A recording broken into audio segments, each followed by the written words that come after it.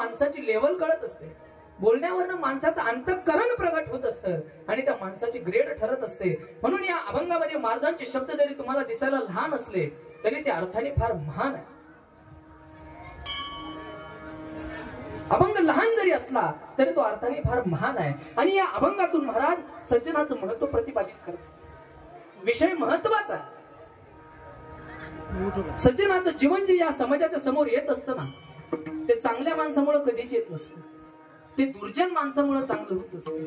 त्याचं कारण सर्वसामान्य माणसांवर ते चांगली माणसं उपकार करत असतात आणि चांगल्या माणसांवर म्हणजे सज्जन माणसांवरती दुर्जन माणसं उपकार करत असतात.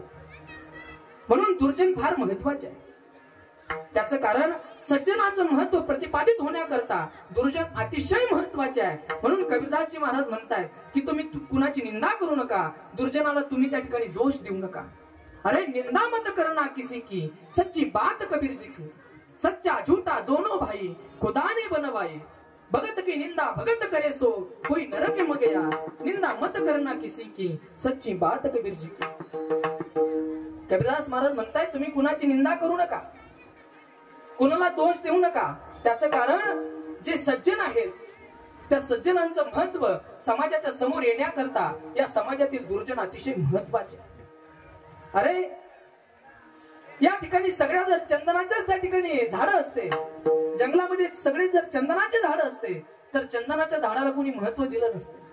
जंगलात अनेक येड्या बाबळीचे झाड आहे म्हणून चंदनाच्या झाडाला महत्व.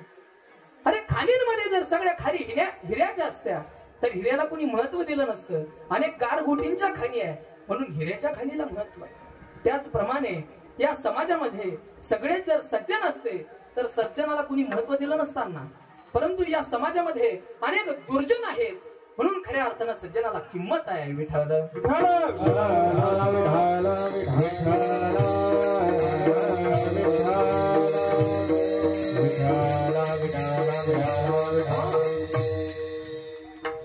मी एक प्रश्न विचारतो, मला सांगा या पृथ्वी तलावरती असा कोणता दगड आहे की ज्या दगडामध्ये मूर्ती नाही?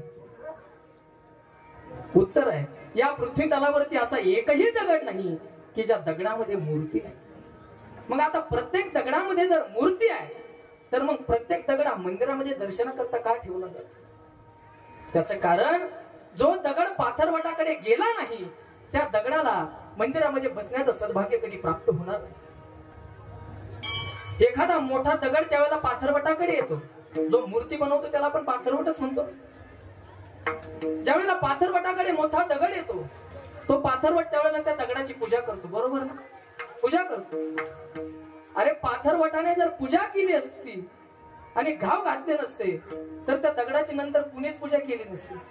तो पाथरवट त्या दगडाला त्या ठिकाणी आडवा पाडतोय, त्याच्या छाताडावरती बसतोय, मोठमोठ्या छन्न्या घेतोय, मोठमोठे हातोडे घेतोय आणि त्या दगडावरती घाव मारायला सुरुवात करतोय. तो दगड निमूटपणे ते घाव सहन करतो. निमूटपणे घाव सहन करता करता मग त्या पाथरवटाच्या छन्न्या त्या ठिकाणी लहान होतात, हातोडी त्या ठिकाणी लहान होतात आणि मग लहान झालेल्या छन्न्या त्या दगडाला आकार देण्याकरता सुरुवात करतात. सुरुवातीला डोकं तयार होत आहे, मुकुट तयार होतोय, त्याच्यावरची शिवपिंड तयार केली जाते. नंतर हात पाय त्या ठिकाणी डोळे तयार होत आहेत, चेहरा तयार होतोय, खाली धड तयार होत आहे. नंतर हळूहळू हात तयार होत आहेत, कटेवरती ठेवल्या जात आहेत, पाय तयार होत आहेत, विटेवरती ठेवल्या जात आहेत आणि मग त्याच दगडाच्या दर्शनाकरता आम्ही या मंदिरामध्ये जातो. महत्वाचं आहे जो दगड कधी पाथरवटाकडे जाणार नाही त्या दगडाला मंदिरामध्ये बसण्याचं सद्भाग्य कधी प्राप्त होणार नाही.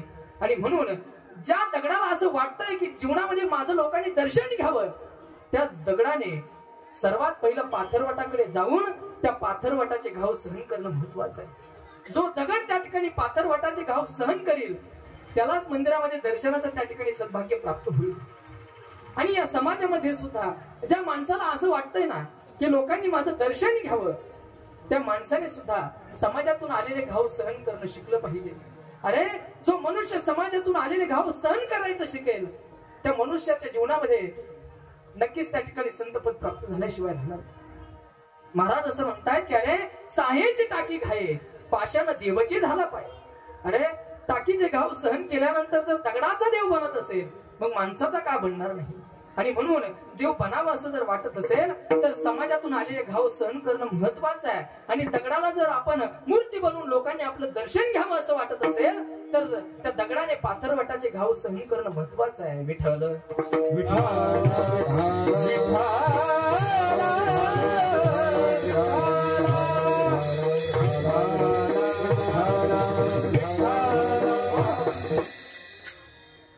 जो त्या ठिकाणी घाव सहन करेल त्याच्या जीवनामध्ये, त्या ठिकाणी ज्याच्या जीवनामध्ये त्याग असेल तो माणूस संत पदाला अथवा देव पदाला प्राप्त झाल्याशिवाय राहणार नाही. एकदा एका लोहाराच्या दुकानाचं उद्घाटन होतं. लोहार माहिती आहे ना, ते कुऱ्हाडी वगैरे शेवटतात ते. लोहाराच्या दुकानाचं उद्घाटन होतं आणि ते उद्घाटन करण्याकरता मी गेलो. कान उघडे ठेवून ऐका, फार महत्वपूर्ण भाव आहे. त्या दुकानामध्ये गेल्यानंतर त्या ठिकाणी मोठमोठ्या छन्न्या ठेवलेल्या होत्या, मोठमोठे हातोडे ठेवलेले होते, नवनवीन अशा प्रकारचे हातोडे, नवीन प्रकारचे असे भाते ठेवलेले होते. मी त्या ठिकाणी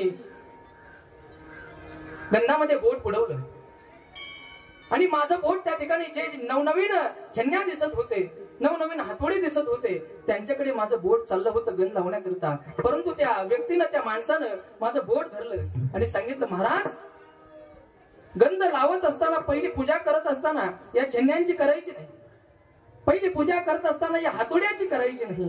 तुम्हाला जर पहिली पूजा करायची असेल तर ती या आयरनीची करा. मी त्याला विचारलं, का रे बाबा, या आयरन तर जुनी आहे.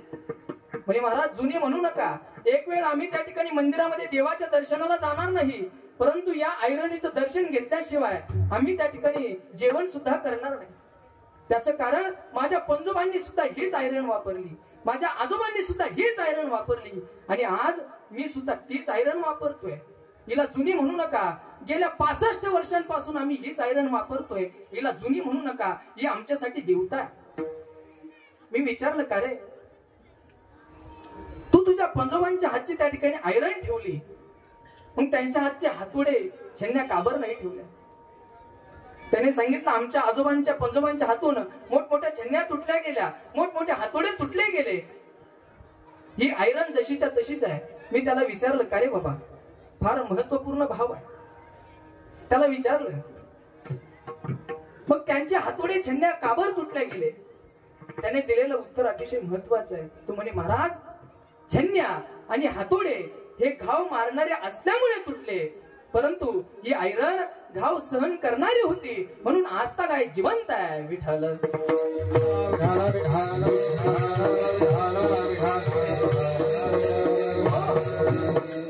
त्या आयरनीच्या जीवनामध्ये त्याग आहे. ती आयरन मोठमोठ्या छन्न्यांच्या हातोड्यांची त्या ठिकाणी गाव सहन करत आली, म्हणून ती आजतागायत 65 वर्षांपासून जिवंत आहे. ते मोठमोठ्या धातूंचे मोठमोठे छन्ने होते, मोठमोठ्या हातोड्या होत्या, ते तुटले गेले. म्हणून सांगून जाईल, ज्याच्या जीवनामध्ये त्याग असेल त्याच्या जीवनाची त्या ठिकाणी पूजा होत असते. ज्याच्या जीवनामध्ये फक्त भोग असेल त्या मनुष्याची पूजा होत नसते. म्हणून लोकांनी आपली पूजा करावी, आपलं दर्शन घ्यावं असं जर वाटत असेल तर समाजातून आलेले घाव आणि आपल्या जीवनाचा त्याग अतिशय महत्वाचा आहे. विषय असा आहे की एखादा चांगला माणूस जर मार्गस्थ असेल ना दादा, आणि आपल्याला जर त्याच्या मार्गातले फुलं जर बनता येत नसेल ना तरी चालेल, परंतु कुणाच्या मार्गातले काटे सुद्धा कधी बनू नका. एखादा सज्जन माणूस जर मार्गस्थ असेल, चांगला माणूस जर मार्गस्थ असेल, आपल्याला त्याच्या जीवनातले जर वाटेतले फुलं जर बनता येत नसेल तर बनू नका, परंतु त्याच्या वाटेतले काटे सुद्धा बनू नका. अरे, एखाद्याला जर तुम्हाला झोपडं बांधायला पैसे देता येत नसेल तर देऊ नका, परंतु त्याचं झोपडं जर जळत असेल तर त्याच्या झोपड्यावरती रॉकेल ओतण्याचा प्रयत्न तुम्ही कधी करू नका. एखाद्याला जखम झाली असेल, त्याच्या जखमीवरती जर तुम्हाला मलमपट्टी करता येत असेल तर करू नका, परंतु त्याच्या जखमीवरती निंबू पिळण्याचा आणि मीठ चोळण्याचा प्रयत्न तुम्ही कधी करू नका. आणि एखाद्याच्या जीवनातले वाटेतले तुम्हाला जर फुलं बनता येत नसतील तर बनू नका, परंतु कुणाच्या वाटेतले काटे कधी बनू नका. कबीरदास महाराज म्हणतात की अरे, भला किसी का कर न सके तो बुरा किसी का मत करना, पुष्प नहीं बन सकते तो तुम काटे बनकर मत रहना. बन न सके भगवान अगर तुम कम से कम इंसान बनो, नहीं कभी शैतान बनो, नहीं कभी हैवान बनो. सदाचार अपना न सके तो पापों में पद मत धरना, पुष्प नहीं बन सकते तो तुम काठी बनकर मत रहे. कबीरदास महाराज म्हणतात, अरे तुम्हाला कुणाच्या वाटेतले जर फुलं जर बनता येत नसेल तर बनू नका, परंतु कुणाच्या जीवनातले काटे तुम्ही बनू नका. परंतु जी माणसं काटे बनतायत ना दादा, ती माणसं अतिशय महत्वाची आहे. त्याचं कारण, रस्ता जर चांगला असेल, चांगला माणूस मार्गस्थ असेल आणि रस्ता जर चांगला असेल तर तो त्या माणसाला जर असं वाटलं की रस्ता त्या ठिकाणी चांगला आहे, या रस्त्यामध्ये काही काटे नाही आहे, तर तो माणूस दगड निमुटपणे त्या रस्त्यावरून डोळे झाकून चालायचं मार्ग त्या ठिकाणी क्रमण करू शकतो. परंतु ज्यावेळेला त्या माणसाला असं दिसतंय की या वाटेमध्ये काटे पडलेले आहेत, तर तो चांगला माणूस सुद्धा आपली पावलं ही सांभाळून टाकायचं शिकत असतो. म्हणून जी माणसं वाटेतली काटे बनत असतात ना, ती माणसं चांगल्या माणसाला आपली पावलं सांभाळून टाकायचं शिकवत असतात. म्हणून ते काटे सुद्धा अतिशय महत्वाचे आहे. मी सांगून गेलो, जंगलामध्ये जर चंदनाचे झाडं असते तर चंदनाला महत्व दिलं नसतं. जंगलामध्ये अनेक येड्या बाबळीचे कडुलिंबाचे झाड आहे म्हणून चंदनाच्या झाडाला महत्व आहे. तसं या समाजामध्ये सगळे जर सज्जन असते आणि सगळे जर फुलं असते तर त्या फुलांना, त्या सज्जनांना कोणी महत्व दिलं नसतं. परंतु अनेक काटे आहेत म्हणून त्या वाटेतल्या फुलांना त्या ठिकाणी महत्व आहे. संतांचं जीवन जे आपल्या समोर येतंय ते दुर्जनांमुळेच येतंय. 350 वर्षांपूर्वीचं जगद्गुरु तुकोबारांचं जीवन आपल्या समोर येतंय. त्याचं कारण रामेश्वर भट्टांचं एकेकाळचं दुर्जनपणाचं जीवन आहे. 750 वर्षांपूर्वीचं माऊली ज्ञानोबारांचं जीवन जर आपल्या समोर जर येत असेल तर विसोबा खेचरांचं एकेकाळचं दुर्जनाचं जीवन आहे. दुर्जन त्याही काळात होते, आजही आहेत आणि पुढेही असणार आहे. सज्जन त्याही काळात होते, आजही आहेत आणि पुढेही असणार आहे.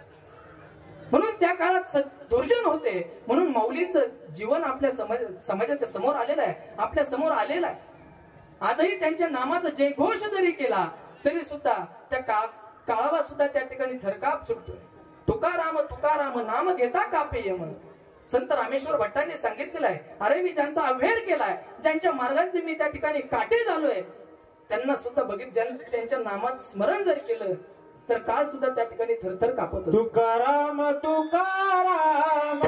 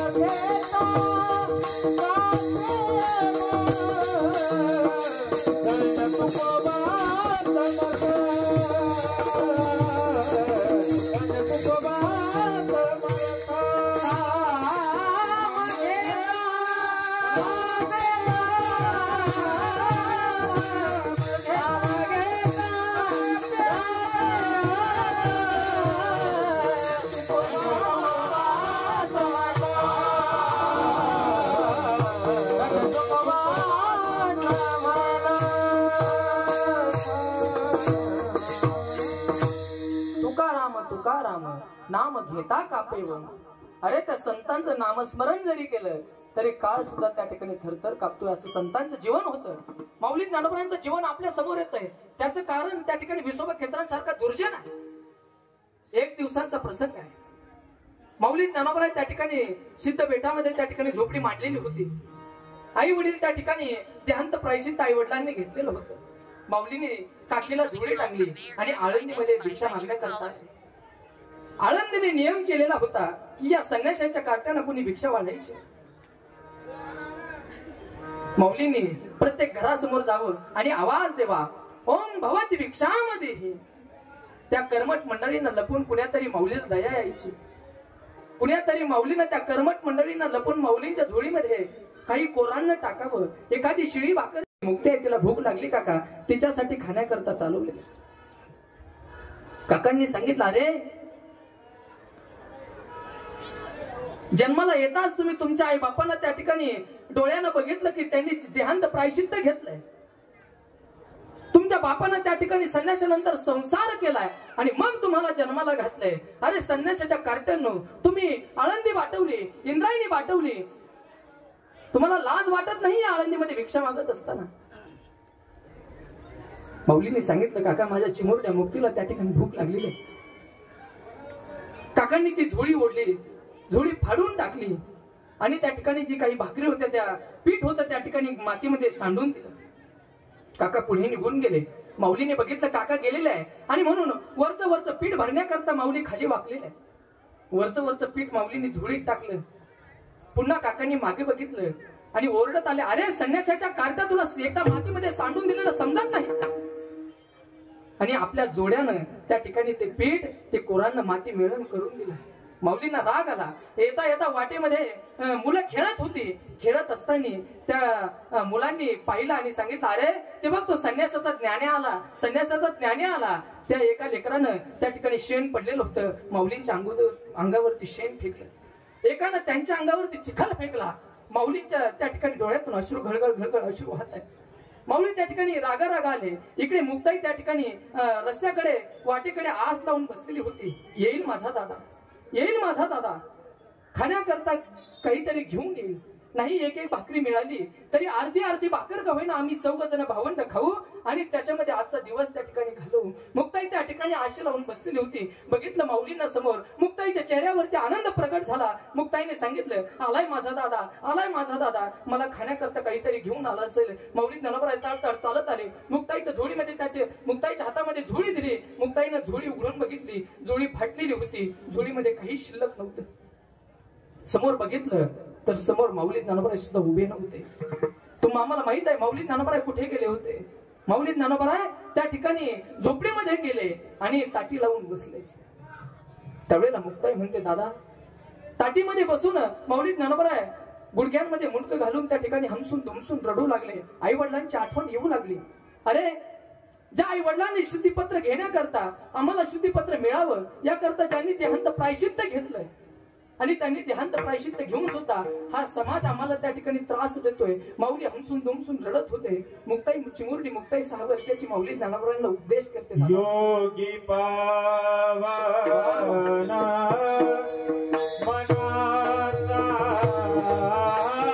योगी पावना मनाचा, योगी पावना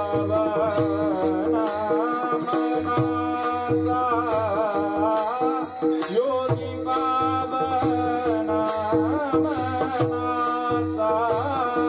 योगी पावना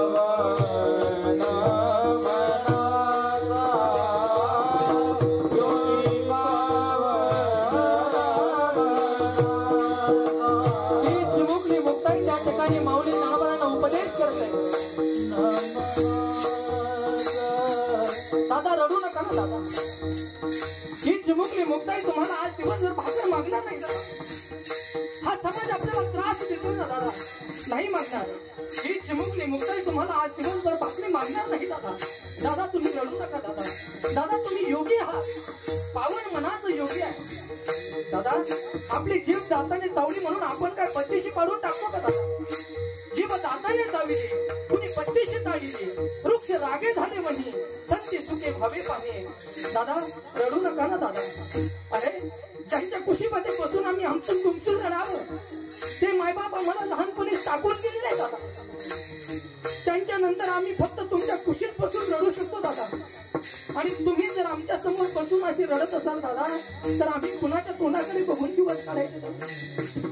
तुम्ही जर आमच्या समोर अशी रडत असाल दादा तर आम्ही कुणाच्या तोंडाकडे बघायचं, आम्ही कसं जगायचं दादा.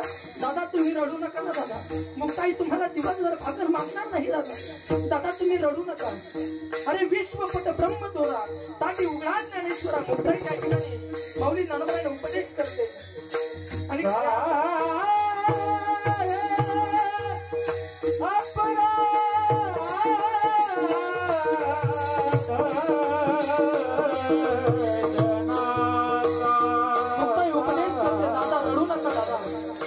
समाज आजपर्यंत चांगल्या माणसाला त्रास देत आलेला. तुम्हाला त्या ठिकाणी या समाजाच्या उद्धाराकरता ज्ञानेश्वरी सारखा पवित्र ग्रंथ लिहून ठेवायचा दादा. योग्यांच्या उद्धाराकरता तुम्हाला चांगली 65 सारखा ग्रंथ लिहायचा दादा. वारकऱ्यांचे उद्धार करता तुम्हाला त्या ठिकाणी हरिपाठ लिहायचंय दादा. दादा रडू नका दादा. चिमुकली मुक्ताई तुम्हाला अजिबात भाकर मागणार नाही दादा.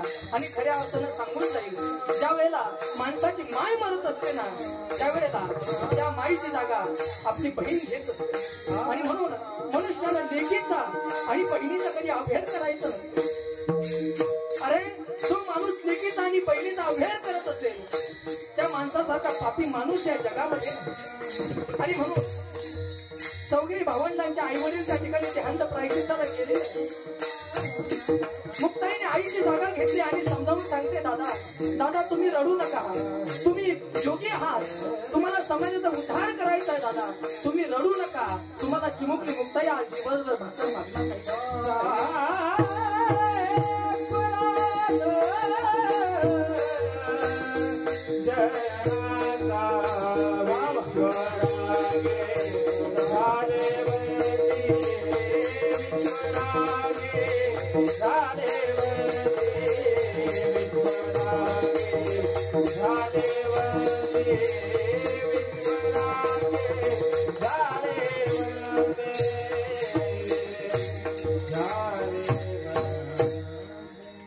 चिमुकली मुक्ताई त्या ठिकाणी माऊली ज्ञानदादांना त्या ठिकाणी उपदेश करते, दादा रडू नका.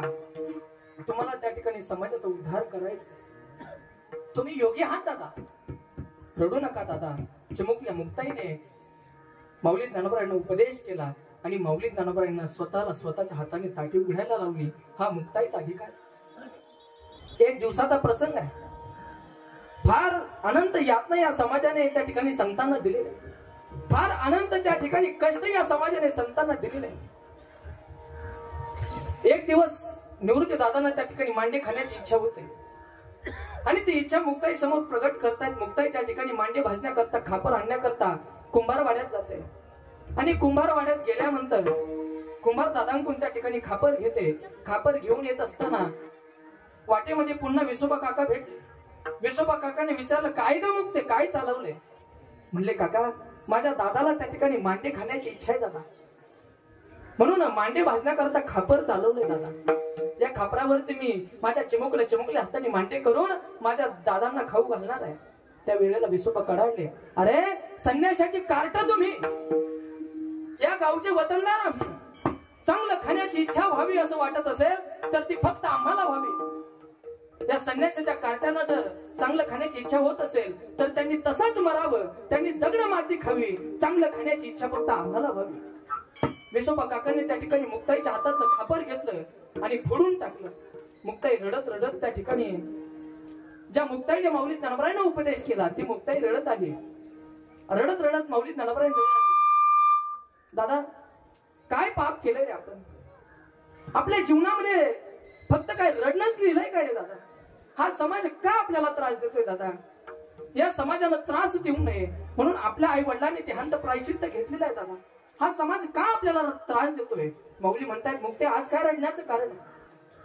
म्हटलंय मी कुंभारवाड्यामध्ये गेले, खापर घेऊन येत होते, मध्ये विसोबा काका मला भेटला आणि त्या विसोबानं माझ्या हातातलं खापर फोडून टाकलं. आता मला त्या ठिकाणी मांडे करता येणार नाही आणि तुम्हाला खाऊ घालता येणार नाही. माऊली ज्ञानोबरांनी सांगितलं, अगं मुक्ते, जिथं ज्ञानदादा योगी आहे त्या ज्ञानदादाच्या मुक्ताईला मांडे भाजण्याकरता खापराची काय गरज आहे? जिचा ज्ञानदादा योग सामर्थ्याच्या बळावरती रेड्याच्या मुखातून वेद बोलवून घेऊ शकतो, योग सामर्थ्याच्या द्वारे दगडाच्या भिंतीला त्या ठिकाणी चालायला लावू शकतो, त्या ज्ञानदादाच्या बहिणीला मुक्तीला मांडे भाजण्याकरता खापराची काय गरज आहे? माऊली खाली वागतायत. माऊलीने जठराग्नी प्रदीप्त केला, योगाग्नीने पाठ तापवली आणि तापलेल्या पाठीवरती त्या ठिकाणी मुक्ताई मांडे भाजू लागली. मुक्ताई चिमुकल्या हाताने त्या हातावरती मांडे बनवते. माऊली ज्ञानोबरायांच्या त्या तापलेल्या पाठीवरती चिमुकली मुक्ताई आपल्या चिमुकल्या हाताने त्या ठिकाणी मांडे भाजण्याचं काम करते. विसोबा काका त्या ठिकाणी झोपडीच्या खिडकीतून डोकण्याकरता आला. अरे यांना आपण खापर मिळू दिलं नाही, मग आज काय खातात ही कार्टी? म्हणून बघण्याकरता विसोबा काका जात आहेत. झोपडीच्या खिडकीतून विसोबा काका डोकून बघताय. मुक्ताईचं लक्ष त्या ठिकाणी खिडकीकडे गेलं. मुक्ताईने आवाज दिला, काका या ना काका. बघा मी माझ्या चिमुकल्या हाताने छोटे छोटे मांडे बनवले काका. इतर महिलांसारखे मला, खानदेशी महिलांसारखे मोठमोठे मांडे मला बनवता येत नाही काका. मी माझ्या चिमुकल्या हातांनी मांडे बनवते. माऊली दादाच्या पाठीवरती भासते. या ना काका, बघा ना माझा सोपान काका बसलाय, निवृत्ती दादा बसलाय, या ना तुम्ही पण बसा पंक्तीला. फार गोड मांडे झालेत, बघा ना हे कसे खातायत, या ना काका, बसा ना काका.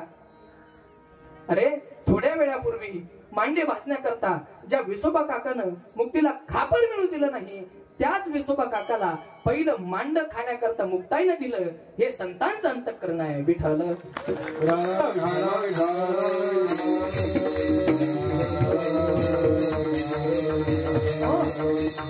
ज्या विसोबा काकानं संपूर्ण जीवनामध्ये अनंत यातना दिल्या, अनंत त्रास दिलाय, त्याच विसोबा काकाला प्रसाद देऊन मुक्ताईनं त्या ठिकाणी मुक्त केलं.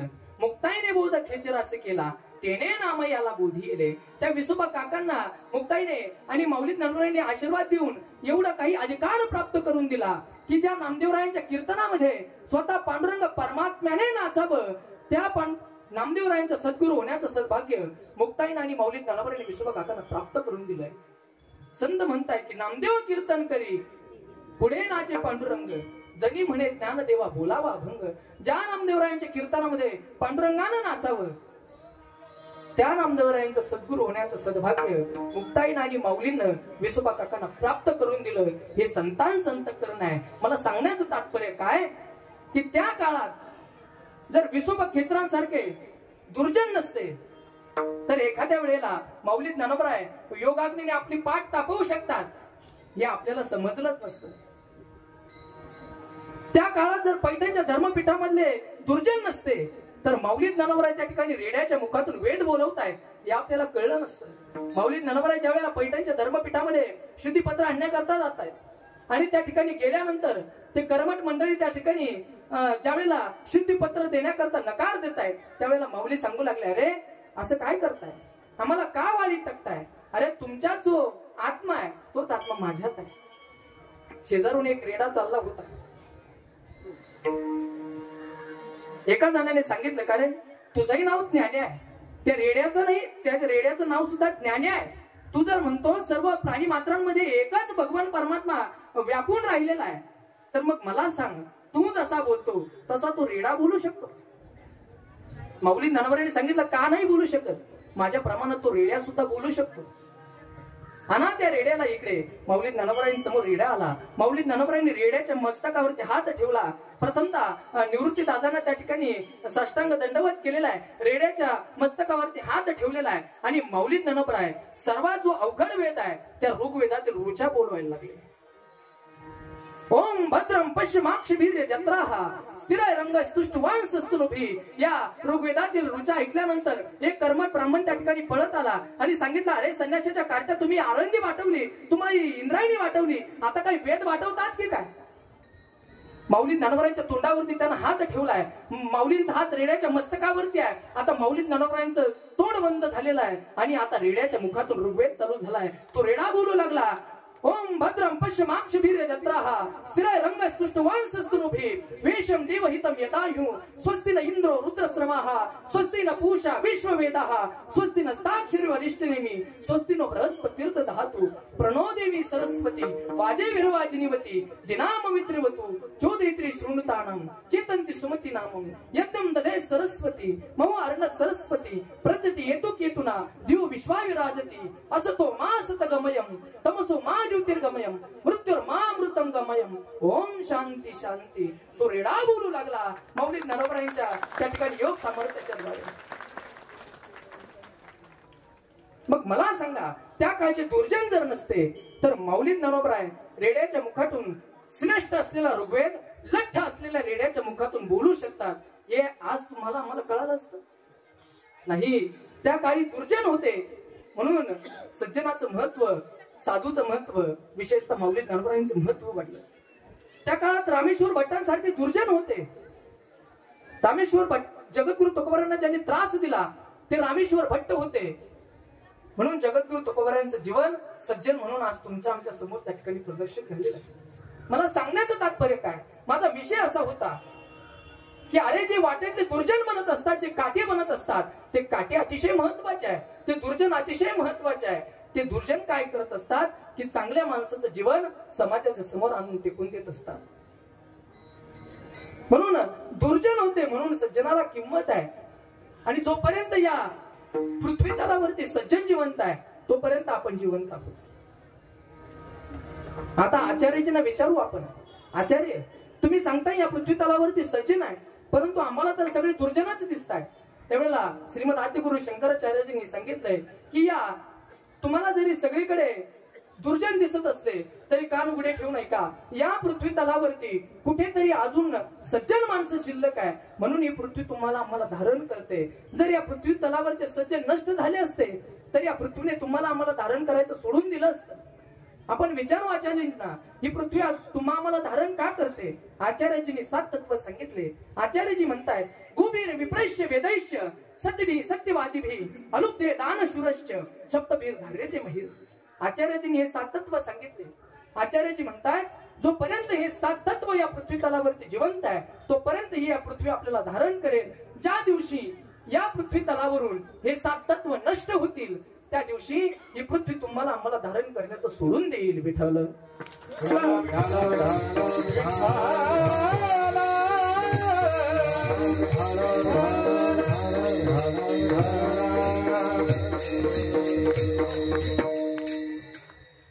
आचार्यजीने जे 7 तत्व सांगितले, गोभीर विप्रैश्य, गोभीर म्हणजे गायी आहे, विप्र म्हणजे ब्राह्मण आहे, गोभीर विप्रैश्य सत्यवी आहे, सत्यवादी आहे, सती आहे, अलुब्ध म्हणजे निर्लोभी आहे आणि दानशूर आहे. हे 7 तत्व या पृथ्वी तलावरती जोपर्यंत शिल्लक आहे तोपर्यंत ही पृथ्वी आपल्याला धारण करेल. त्यातलं पहिलं तत्व गायी आहे. त्याचं कारण सज्जनानो कान उघडे ठेवू नये का. पहिलं तत्व श्रीमद आदिगुरु शंकराचार्यजींनी गायी सांगितलेलं आहे. त्याचं कारण या देशाची आर्थिक संपत्ती काही दिवसांपूर्वी गायीवरती अवलंबून होती. गायी या देशाची, गायी गावरान गायी आमच्या देशाची आर्थिकता आहे. गायी आमची सामाजिकता आहे, आमची सांस्कृतिकता आहे, आमची धार्मिकता म्हणजे आमची गायी आहे. म्हणून गायीचं महत्व व्यास प्रणीत संप्रदायामध्ये असा एकही ग्रंथ तुम्हाला सापडणार नाही की ज्या ग्रंथामध्ये गायीचं महत्व नाही. गायी या देशाची आर्थिक खान आहे. आणि म्हणून म्हटलंय गोधन गजधनवादी और रतन धन खान. गजधन और रतन धन खान 3ऱ्या नंबरला आहे परंतु पहिल्या नंबरला कोणती खान असेल तर ती गोधन आहे, गायी आहे. म्हणून गायी आमच्या देशाची आर्थिक संपत्ती आहे. गायी आमच्या देशाची सामाजिकता आहे, धार्मिकता आहे, सांस्कृतिकता आहे. म्हणून गायीचं पालन आम्ही केलंच पाहिजे. आचार्यजी तर सांगतात परंतु महाभारतामध्ये गायीचं वर्णन केलं असताना दधीचे ऋषी असं म्हणतायत की शृंग मुले सितो ब्रह्मा शृंग मध्ये तू केशवा शृंगाग्रे तू शंकरम विद्या त्रये देवा प्रतिष्ठिता गोमयेन सदा स्नाना करिष्य चापी संविषय श्लेष्म मूत्र पुरुषामी प्रतिघातम च वर्जे गावै पश्या विहमृत्यम गावै पश्यंतु मासदहा गावै स्मातुम वयम त्राता येतो गावस ततो वयम. महाभारतामध्ये दधीचे नावाचे फार एक तपस्वी साधू आलेले आहे आणि एवढे महान तपस्वी असून सुद्धा ते फक्त जीवनामध्ये गायीची सेवा करतायत. विचारलं एका शिष्यानं त्यांना प्रश्न, का हो महाराज तुम्ही एवढे महान तपस्वी आहात मग तुम्ही गायीची सेवा का करताय. दधीचे ऋषीजींनी हे फार मोठं उत्तर दिलंय आणि त्यात मर्म सांगत असताना म्हणतायत की येतो गावस ततो वयम. जोपर्यंत या पृथ्वी तलावरती गायी शिल्लक आहे, जोपर्यंत या पृथ्वी तलावरती गायी जिवंत आहे तोपर्यंतच आपण जिवंत आहोत. ज्या दिवशी या पृथ्वी तलावरून गायी नष्ट होतील त्या दिवशी ही पृथ्वी आपल्याला धारण करण्याचं सोडून देईल. अरे या देशाच्या स्वतंत्र चळवळीला सुरुवात कुणामुळे झालेली आहे, ती गायीमुळे झालेली आहे. सांगून जाईल. सर्व जाणकार व्यक्ती या ठिकाणी बसलेले आहेत, जाणकार श्रोते या ठिकाणी बसले आहेत. सर्वांना माहित आहे 1857चा जो उठाव झाला तो गायीबद्दलचाच झालेला आहे. 1857च्या उठावाची अनेक कारणं आहेत. त्यातलं पहिलं कारण असं आहे की त्या बंदुकींना गायीच्या गावरान गायीच्या चरबी काटुसांना गावरान गायीची चरबी लावलेली असायची आणि ती चरबी आमच्या हिंदू सैनिकांना त्या ठिकाणी दाताने सोलवायची. अरे ज्या गायीला आम्ही माता मानतोय, ज्या गायीला आम्ही आईचं स्थान देतोय त्याच गायीची चरबी आम्हाला दाताने सोडावा त्या ठिकाणी सोलावी लागते. म्हणून हिंदू सैनिकांमध्ये आक्रोश निर्माण झाला आणि त्यांनी 1857 रोजी त्या संतप्त जमावातील मंगल पांडे नावाच्या क्रांतिकारकानं बराकपूरच्या छावणीमध्ये 1857 तो उठाव घडून आणला. त्याचं कारण फक्त आणि फक्त गायी आहे. विठ्ठल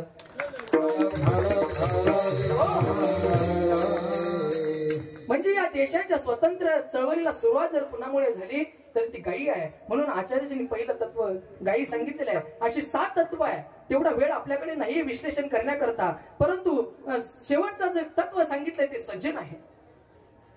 रविश्चंद्र घनो वृक्षा नदी गावश्च सज्जना येथे परोपकाराय युगे देवेन निर्मित. सज्जन माणूस असेल, हे 7 तत्व असेल, या ठिकाणी परोपकारा करताच त्या ठिकाणी भगवंताने त्या ठिकाणी जन्माला घातलेले आहे. गायी परोपकारी आहे. त्याचं कारण भरतवरीजी वर्णन करतायत. जिवंतपणी जर एखादा मनुष्य जर परोपकार करत नसेल तर त्या मनुष्यापेक्षा मेलेली गायी बरी. त्याचं कारण ती गायी काय करत असते, जिवंतपणे दूध देऊन उपकार करत असते आणि मेल्यानंतर अंगावरचं कातड देऊन उपकार करत असते. म्हणून त्या गायीचं त्या ठिकाणी महत्व सांगितलंय. गायीचं दूध कुणा करताय, गायी कुणा करता दूध देते, वासरा करतात. त्याचं कारण वसाचे नि ओरसे मग दुभते वय घर दिसे. किंवा माऊली ज्ञानोबर असं म्हणतायत की तानयाचे लागता झटे मग अधिकाची पाना फुटे रोसे दुनवटे पर्यंत असे. त्या गायीचं दूध तिच्या वासरा करताय, परंतु वासरा पुरतच मर्यादित ठेवते का? नाही. त्यामध्ये वासराचंही भागतं, डेअरीचंही भागतं, उरलं सुरलं डेअरीचंही भागतं. म्हणजे जिवंतपणे ती गाय दूध देऊन उपकार करत असते आणि मेल्यानंतर त्या ठिकाणी कातड देऊन उपकार करत असते. म्हणून ती गाय महत्वाची आहे. असे 7 तत्व आचार्यजींनी सांगितलेले आहे. म्हणून कुठेतरी सज्जन आहे म्हणून तुम्ही आम्ही जिवंत आहोत. आणि या अभंगामध्ये सज्जनाचं महत्व प्रतिपादित करत असताना एक जणाने प्रश्न विचारला, महाराज तुम्ही पाऊण तास झालाय ते सज्जनाचं महत्व आम्हाला सांगताय, सज्जन कसे आहे ते आम्हाला सांगताय, परंतु ते सज्जन आम्ही समाजामध्ये ओळखायचे कसे? त्याला काहीतरी उपमा द्या ना. आणि शास्त्रानं चांगल्या व्यक्तींची त्या ठिकाणी उपमा देण्याकरता प्रमाण सांगितलेले आहे. प्रत्यक्ष अनुमान, शब्द उपमान, अर्थापत्ती आणि अनुपलब्धी ही जगाची ओळख करून देण्याकरता शास्त्रानं निर्माण केलेली 6 प्रमाण आहे. प्रत्यक्ष अनुमान, शब्द उपमान, अर्थापत्ती आणि अनुपलब्धी हे 6 प्रमाण आहे. मग या 6 प्रमाणाद्वारे तुम्ही आम्ही जशी जगाची ओळख करून दिली तशी तुम्ही सज्जनाची ओळख करून द्या ना. म्हणून महाराज ते सज्जन कळण्याकरता अभंगाच्या प्रथम चरणामध्ये त्या सज्जनाला चंदनाची आणि परिसाची उपमा देत आहेत. चंदनाचे हात पायही चंदे, चंदनाचे हात पायही चंदे, चंदनाचे हात पायही चंदनाचे हात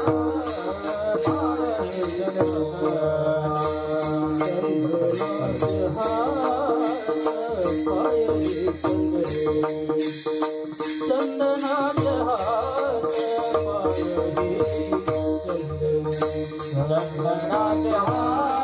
पायही चंदनाचे हात पायही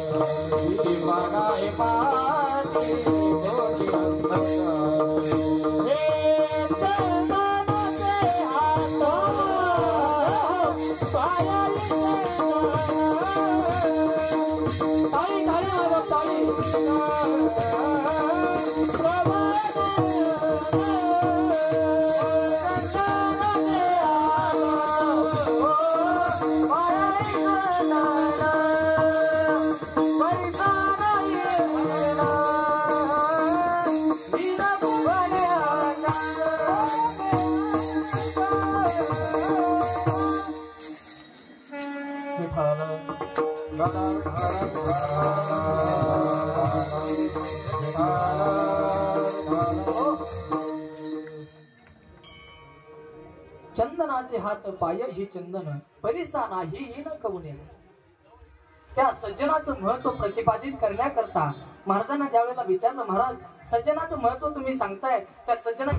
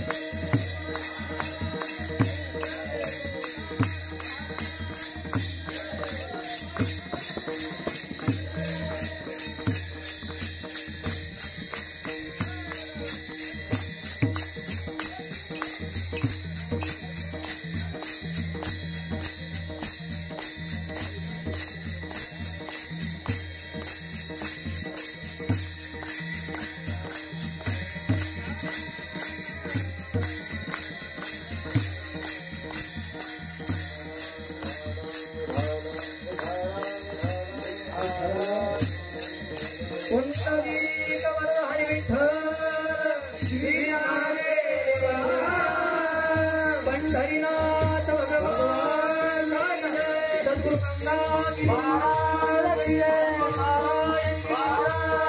यशवंत बाबा महाराज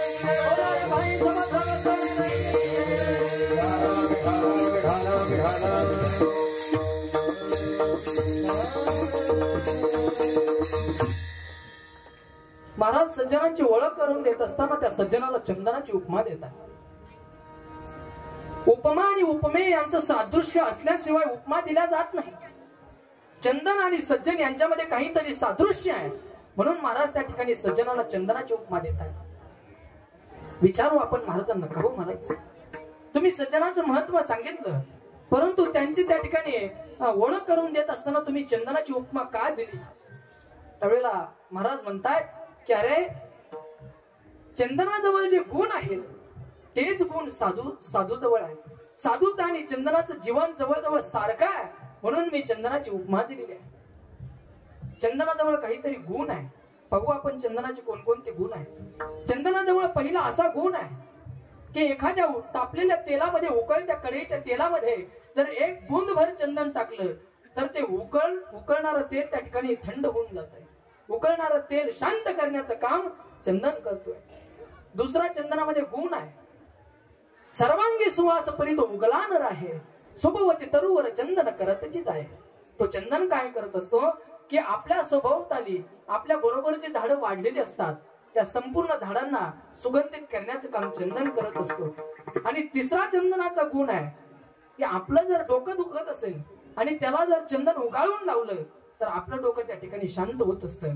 मग आपल्या डोक्याला शांत करण्याकरता चंदनाला स्वतःला झिंजावं लागतं. हा चंदनाचा तिसरा गुण आहे. आणि जगद्गुरु तुकोबराय म्हणतायत की हे तीनही गुण मला साधूच्या ठिकाणी सापडले.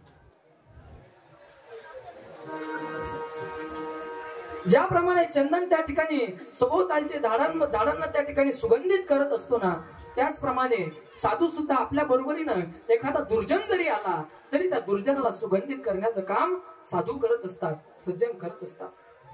यारे यारे लहान थोर याते बनते नारी नर, करावा विचार न लगे चिंता कवनाची. लहान असेल, थोर असेल, दुर्जन असेल, कुणीही या आणि या ठिकाणी आनंदित होऊन जा.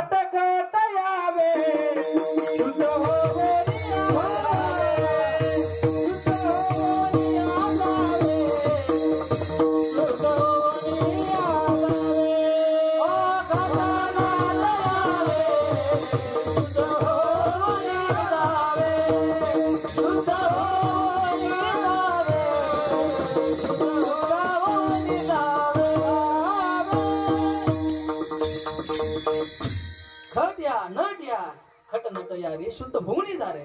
खूप गोड प्रमाण माऊलीने दिलेलं आहे. साधूच्या संगतीमध्ये कुणीही आला तरी त्याला सुगंधित करण्याचं काम साधू करतात. अरे साधूच्या संगतीने जर रेडे सुगंधित होत असतील तर मला सांगा तुमचा आमचा काय प्रश्न आहे? तुम्ही आम्ही का त्या ठिकाणी सुगंधित होणार नाही?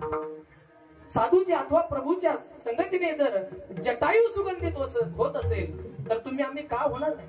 अरे ज्यांच्या संगतीने देवाच्या साधूच्या संगतीने पक्षी जर सुगंधित बनत असेल, मी सांगून जाईल रामायणामधील दशरथापेक्षा जटायू हा श्रीमंत आहे. रामायणातील दशरथापेक्षा जटायू हा श्रीमंत आहे. त्याचं कारण असं आहे, नेमाने जी मांडी दशरथाला मिळायला पाहिजे होती ती मांडी जटायूला भेटली. नेमाने जी प्रभू श्रीरामचंद्रांची मांडी मरत असताना दशरथ राजांना भेटायला पाहिजे होती ती मांडी मरत असताना जटायूला भेटली. काय श्रीमंत आहे तो जटायू. अरे मग देवाच्या संगतीने साधूच्या संगतीने जर आलेले रेडे पक्षी जर सुगंधित बनत असतील तर तुमच्या आमचे पामरजीव का बनणार नाही? म्हणून साधूची संगत आपण केली पाहिजे. चंदनाचा दुसरा गुण आहे की डोक्याला लावल्यानंतर डोकं तो शांत करतो. त्याचप्रमाणे संसारिक तापाने तापलेल्या जीवाला शांत करण्याचं काम सज्जनांची म्हणजे साधूची संगत करत असते. म्हणून चंदनाच्या गुणांमध्ये आणि साधूंच्या गुणांमध्ये जगद्गुरु तुकोबारायांना त्या ठिकाणी सादृश्य सापडलं. म्हणून महाराजांनी चंदनाची उपमा दिली. मग महाराजांना विचारू आपण, महाराज तुम्ही चंदनाची उपमा दिली इथपर्यंत ठीक आहे, मग तुम्ही चंदनाची उपमा देऊन थांबले का नाही? तुम्ही उपमा का बदलली? तुम्ही परिसाची उपमा का दिली? त्यावेळेला महाराजांनी सांगितलं की गड्या माझी थोडी चूक झाली. चंदनामध्ये ज्याप्रमाणे गुण आहे त्याप्रमाणे काही अवगुण सुद्धा आहे. आता चंदनाचे गुण आपण बघितले, आता अवगुण बघू. चंदन काय करतंय मी सांगितलं. सर्वांगी सुवास परित उगला न राहे, सोबवती तरुवर चंदन करतीच जाय. सर्व झाडांना चंदन सुगंधित करतो पण 3 झाडांना चंदन कधी सुगंधित करत नाही. पहिला आहे केळीचं झाड, दुसरा हिंगणाचं झाड आणि तिसरा आहे बांबूचं झाड. केळीच्या झाडाला, हिंगणाच्या झाडाला आणि बांबूच्या झाडाला चंदन सुगंधित करत नाही. त्याचं कारण बांबू गाठीचा असतो. नाही बांबू आतल्या गाठीचा राहतो म्हणून तो सुगंधित होतो. जो बांबू आतल्या गाठीचा आहे तो चंदनाच्या संगतीने कधीच सुगंधित होणार नाही. म्हणून आतल्या गाठी काढून टाकायच्या आणि मग चंदनाची संगत करायची. निश्चितच तुमचं जीवन सुगंधित झाल्याशिवाय राहणार नाही. विठ्ठल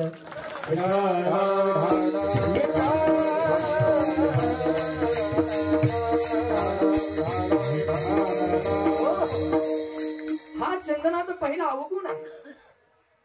आणि दुसरा चंदनाचा अवगुण आहे की काढोनी सापाचे वेढे मग चंदना ठेव देणे भेडे. तुम्हाला जर मलायतगिरी नावाचं चंदन पाहिजे असेल हिमालयामध्ये तर ते चंदन काढण्याकरता त्या चंदनाच्या झाडाला सापांचे वेढे असतात. आणि बहुतेकदा ज्या ठिकाणी चंदनासारखं जीवन असतं ना त्या ठिकाणी आजूबाजूला आपोआप साप गोळा होत असतात. आणि मग त्या सापांशी झुंजता झुंजता त्या ठिकाणी आयुष्य निघून जातं. चंदनासारखं जीवन बाजूलाच राहून जातं. म्हणून चंदनाचा दुसरा अवगुण आहे, चंदन आपल्या जवळ साप पाळतो. म्हणून ज्याचं जीवन चंदनासारखं आहे त्यानं बरोबरीनं कधी साप पाळायचे नसतात. त्याचं कारण आपण जरी सज्जन असलो परंतु आपल्या आजूबाजूला हिंडणारे जे साप असतात ना तो साप आपला उपभोग दुसऱ्यांना घेऊन देत नाही. म्हणून चंदनाने कधी साप पाळायचे नसतात. परंतु चंदनाचा अवगुण आहे की चंदनाजवळ साप राहतात. हे एक समीकरण आहे. म्हणून चंदनाचा हा अवगुण आहे की चंदनाजवळ साप असतात परंतु साधूंजवळ तसं काही नाही. प्रमाण दिलंय खटनट या रे शुद्ध होऊन जा रे कुणी या. तळागाळातला समाज कुणी या. जात पंत या ठिकाणी यारे यारे लहान थोर. मी सांगून गेलो उंच नीच काही नेनो भगवंता. त्या ठिकाणी उंच असेल नीच असेल कुणीच नाही, फक्त तिष्ठे भाव भक्ती देखून या. जात पात उंच नीच तुमचं पद कारभार या ठिकाणी काही पाहिलं जाणार नाही. तुम्ही फक्त या, तुम्हाला सुगंधित करण्याचं काम संत करतील. म्हणून चंदनाजवळ ज्याप्रमाणे अवगुण आहे ते अवगुण साधू जवळ नाही. चंदनाचे गुण साधू जवळ आहे परंतु चंदनाचे अवगुण साधू जवळ नाही. म्हणून मी चंदनाची उपमा बदलली आणि परिसाची उपमा दिली. परिसा नाही ही न कवणी अंग. पूर्वार्धामध्ये चंदनाची उपमा देत आहे आणि उत्तरार्धामध्ये परिसाची उपमा देत आहे. मग विचारू महाराजांना तुम्ही परिसाची उपमा का दिली? महाराज म्हणतायत की परिसाजवळ जे काही गुण आहे तेच गुण साधू जवळ आहे.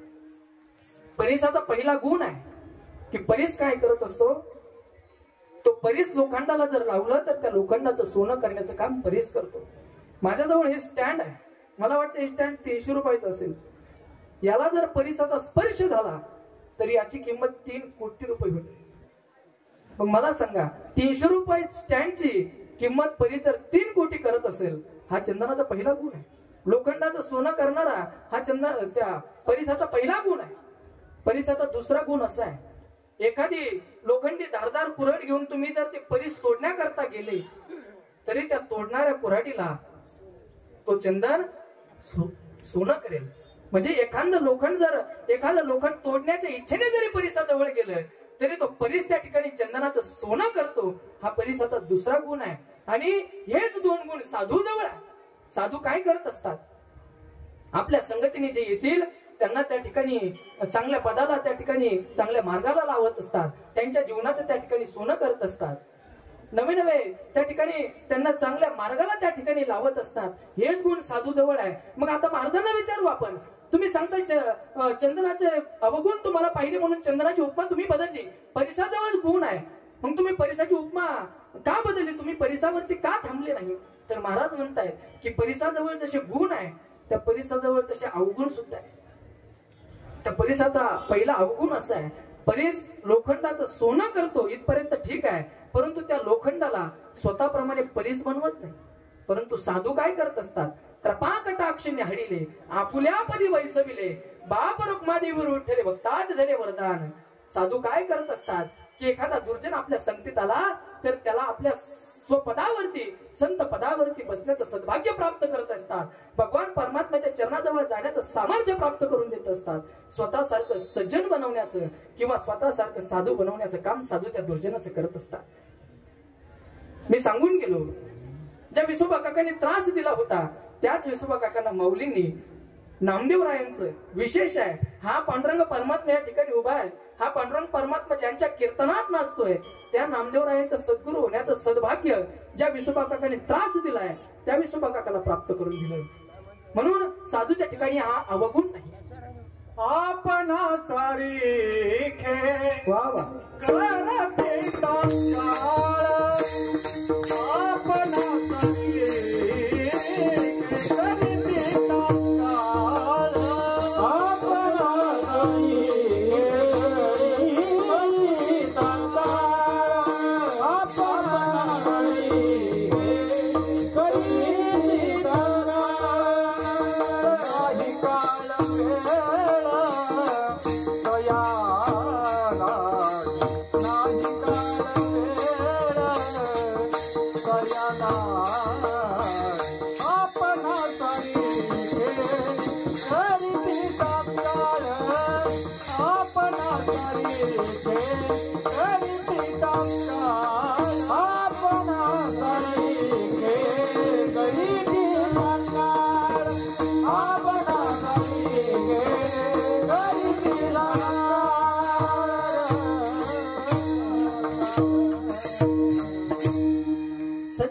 दुर्जनाला सुद्धा सुगंधित करण्याचं, आपल्या पदावर आपणासारखे करीते तात्काळ आपल्याच पदावर बसण्याचं सद्भाग्य प्राप्त करून देत असतात. परंतु परीस लोखंडाचं सोनं करतो परंतु त्याचा परीस करत नाही. हा पहिला अवगुण आहे. आणि दुसरा अवगुण असा आहे की तो लोखंडाचं सोनं करतो परंतु खापरा परीस काय करी.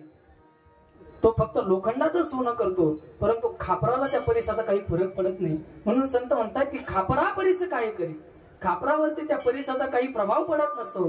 हा त्या ठिकाणी परिसाजवळ त्या ठिकाणी अवगुण आहे. परंतु हे अवगुण साधूच्या ठिकाणी सापडणार नाही. म्हणून महाराज म्हणतायत की मी उपमा बदलतोय आणि दुसऱ्या चरणामध्ये त्या साधूंना दिव्याची उपमा देतो. दीपानाही पाठी, दीपानाही पाठी, दीपानाही पाठी गोटी अंधकार, दीपानाही पाठी, दीपानाही पाठी, दीपानाही पाठी गोटी अंधकार,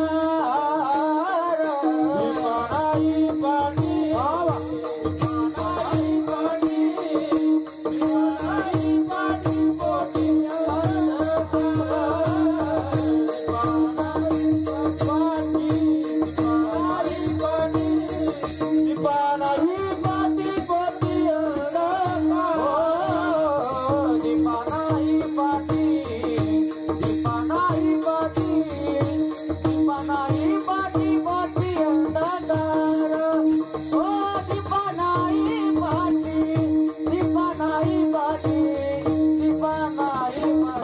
पोटी अंधकार दीपा नाही पाटी दीपा नाही पाटी दीपा नाही पाटी पोटी हो दीपा नाही पाटी दीपा नाही पाटी दीपा नाही पाटी पोटी अंधकार सर्वांगे साकार वाकी गोड सर्वांगे साकार वाकी गोड सर्वांगे साकार वाकी गोड सर्वांगे साकार वाकी गोड सर्वांगे साकार वाकी गोड सर्वांगे साकार सर्वांगे साकार वाकी गोड सर्वांगे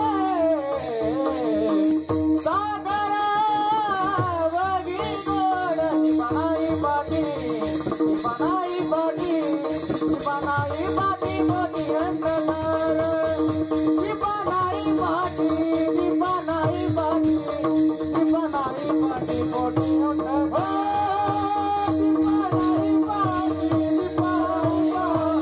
दीपानाई पाटी दीपानाई पाटी दीपानाई पाटी दीपानाई पाटी मोठी अंधकार विठाला विठाला विठाला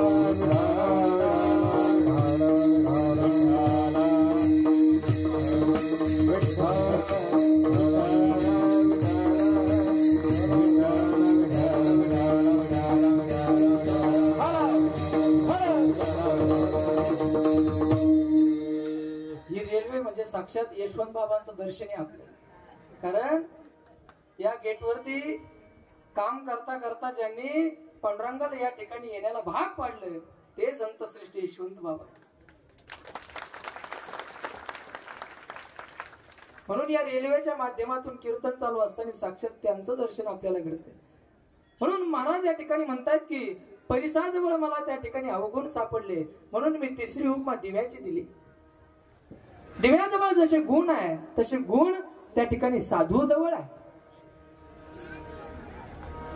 दिवा काय करत असतो आपल्या स्वतःच्या प्रकाशाने स्वतः सहित आजूबाजूचा त्या परिसर त्या ठिकाणी प्रकाशित करत असतो. दुसरी गोष्ट आपली हरवलेली वस्तू सापडून देण्याचं काम दिवा करत असतो. आता बॅटरी आल्या परंतु पूर्वी कंदील असायचे. जुन्या माणसांना माहित आहे पूर्वी एखादी वस्तू जर सापडायची असेल तर ती कंदिलाद्वारे सापडावी लागायची. मग त्या ठिकाणी दिव्याचा दुसरा गुण आहे की जो आपली हरवलेली वस्तू सापडून देण्याचं काम करतो. आणि तिसरा गुण असा आहे की स्वतः जळून आपल्याला प्रकाश देण्याचं काम करतो. तसेच संत आहे. संत सुद्धा स्वतः जळून आपल्याला प्रकाशित करण्याचं काम करत असतात. ज्या ठिकाणी अज्ञानाचा अंधकार आहे त्या ठिकाणी ज्ञानाचा प्रकाश देण्याचं काम फक्त आणि फक्त या पृथ्वी तलावरती सज्जन करत असतात. त्यासाठी स्वतःला जळावं जरी लागलं तरी ते जळत असतात. जास्त लांब जाण्याची गरज नाही. आपले यशवंत बाबांचं उदाहरण घ्या. ज्यावेळेला पंढरीची वारी आली आणि पंढरीला जाण्याकरता वरिष्ठ अधिकाऱ्यांकडे त्यावेळेला इंग्रज अधिकारी असायचे त्यांच्याजवळ त्या ठिकाणी सुट्टीचं जे लेटर पाठवलं पत्र पाठवलं की मला वारी करता त्या ठिकाणी रजा पाहिजे. त्या ब्रिटिश अधिकाऱ्यांनी रजा दिली नाही. परंतु एवढी भक्ती होती एवढी भक्तीमध्ये नामचिंतनामध्ये त्या ठिकाणी रंगून गेलेले होते की हा जो कारभार आहे पदाचा कारभार आहे नोकरीचा कारभार सोडून त्या ठिकाणी पंढरीच्या वारीमध्ये पांडुरंग परमात्म्याच्या दरबारामध्ये जाऊन पोहोचले. पांडुरंग परमात्म्याच्या चरणावरती डोकं ठेवल्यानंतर पांडुरंगाला त्यांच्या पदाची कारभाराची त्या ठिकाणी चिंता निर्माण झाली आणि पांडुरंग स्वतः येऊन यशवंत बाबांच्या रूपाने या ठिकाणी झेंडा दाखवण्याचं बावटा दाखवण्याचं काम करू लागले. वरिष्ठ अधिकारी चेक करण्याकरता येत आहेत. अरे याला आम्ही सुट्टी दिली नाही. हा तर पांडुरंगाचा निस्सिम भक्त आहे आणि हा जाणार हे त्या अधिकाऱ्यांना माहित होतं म्हणून चेक करण्याकरता लाडीसवरती येत आहे. आणि लाडीसवरती आल्यानंतर त्यांना सुद्धा झेंडा दाखवण्याचं काम यशवंत बाबांनी केलेलं आहे, झालेला आहे. त्यांच्या मनामध्ये जो काही संशय होता तो मिटलेला आहे की आता यशवंत या ठिकाणी ड्युटी करतोय, नोकरीवरती हजर आहे.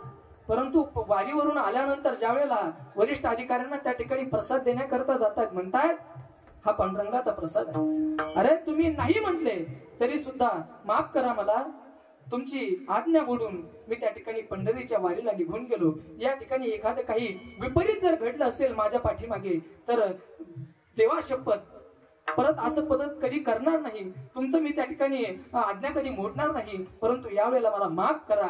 त्यावेळेला इंग्रज अधिकारी उठतायत आणि म्हणतात अरे तू केल्यानंतर आम्ही दुसऱ्या दिवशी या ठिकाणी चेकिंगला आलो, हे बघ रजिस्टर वरती तुझ्या सह्या आहेत आणि तू इथंच होता, मग तू पंढरीला गेला कधी? आम्हाला झेंडा दाखवण्याचं काम तू केलं. त्यांनी सांगितलं पांडुरंगाची शपथ, पांडुरंगाची आण घेऊन सांगतो, मी त्या पांडुरंगाच्या दरबारामध्ये जाऊन आलो आणि त्याचं प्रतीक म्हणून तुम्हाला प्रसाद घेऊन आलो. इंग्रज अधिकारी उठतायत आणि यशवंत बाबांच्या चरणावरती लोटांगण घालतायत. मला सांगण्याचं काय तात्पर्य काय? अरे दिवा जसा स्वतः जळून त्या ठिकाणी अंधाराला दूर करतो आणि प्रकाश देण्याचं काम करतो, तसं साधू संतांच्या जीवनामध्ये अडचणी येतात. त्यांच्या जीवनामध्ये अडचणी आल्या तरी त्या अडचणींवरती मात करून स्वतःला जाळावं लागलं तरी स्वतःच जीवन जाळून त्या ठिकाणी झुंजून त्या पांडुरंग परमात्म्याला या ठिकाणी आणण्याचं काम जर कुणी केलं असेल तर ते संत श्रेष्ठ परमपूज्य यशवंत बाबांनी केलेलं आहे. मला सांगण्याचं तात्पर्यच इतकं आहे की दिवा जसा स्वतःच्या प्रकाशाने अंधार बाजूला करतो, त्याचप्रमाणे साधू सुद्धा स्वतःचं जीवन जाळून त्या पांडुरंग परमात्म्याच्या चरणाजवळ जाण्याचं सामर्थ्य आपल्याला प्राप्त करून देत आहे. आज हे पंढरपूर या ठिकाणी अवतरलेला आहे. अरे या ठिकाणी तो जो पंढरीला जो पांडुरंग उभा आहे तोच पांडुरंग या ठिकाणी उभा आहे. आपल्याला पंढरीला नाही जाता आलं, गेलं पाहिजे, प्रत्येकानं वारी केली पाहिजे, परंतु प्रत्येकामध्ये काम असतात, स्वतःचं कर्तव्य असतं, कर्म असतं. म्हणून ते कर्म करता करता पांडुरंग सांगतोय की अरे ज्याला वारीला येता येणार नाही त्यानं येऊ नका, त्यानं फक्त माझं दर्शन इथंच घ्या. आणि संपूर्ण पंचक्रोशीला नवे नवे संपूर्ण महाराष्ट्राला दर्शन देण्याचं काम पांडुरंग परमात्मा या ठिकाणाहून करतायत. साधू स्वतः जळून ज्यांनी आपल्याला पांडुरंग परमात्म्याचं दर्शन घडवलं, विचार करा काय प्रगल्भ जीवन असेल, काय प्रगल्भ विचार त्या संतांचे असतील. म्हणून साधू काय करत असतात, दिव्याप्रमाणे त्या ठिकाणी स्वतःच जीवन जाळून आपल्या दुर्जनांच्या जीवनातील अंधकार जे अज्ञानरूपी जे अंधार आहे तो बाजूला करतात आणि ज्ञानरूपी प्रकाश त्या ठिकाणी पाडतात. मग आता महाराजांना पुन्हा प्रश्न विचारू, प्रश्न काय सोडायचाच नाही.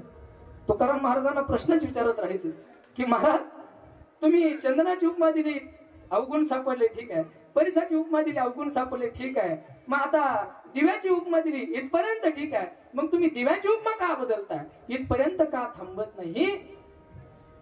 तर महाराज म्हणतायत अरे दिव्याजवळ जसे गुण आहे तसे काही अवगुण सुद्धा आहे. दिव्याचा पहिला अवगुण आहे की तो वात जाळतो, कापूस जाळतो. दुसरा अवगुण आहे दिवा ज्या ठिकाणी लावला जातो त्या ठिकाणची खालची जी जागा आहे ती काळी पडत असते. तिसरा अवगुण शास्त्राने सांगितलंय की दिवा तेल पितो. आणि हे अवगुण दिव्यामध्ये सापडल्यामुळे महाराजांनी उपमा बदलली. अरे जसे दिव्याजवळ अवगुण आहे तसे साधू जवळ नाही. ज्या साधून त्या ठिकाणी तुमच्या आमच्या दर्शनाकरता पांडुरंग परमात्म्याला या ठिकाणी बोलावून घेतलंय त्या साधूच्या जीवनामध्ये काय त्या ठिकाणी दुर्गुण सापडणार आहे, काय अवगुण सापडणार आहे? म्हणून संप्रदायाच्या नियमाप्रमाणे ज्या यशवंत बाबा महाराजांनी पांडुरंग परमात्म्याला पंढरीहून या ठिकाणून बोलवलं, अरे झाले 1.5 महिना, मुक्ताईची वारी 1.5 महिन्यापूर्वीच निघते, निवृत्ती दादांची वारी त्या ठिकाणी महिन्यापूर्वी निघते.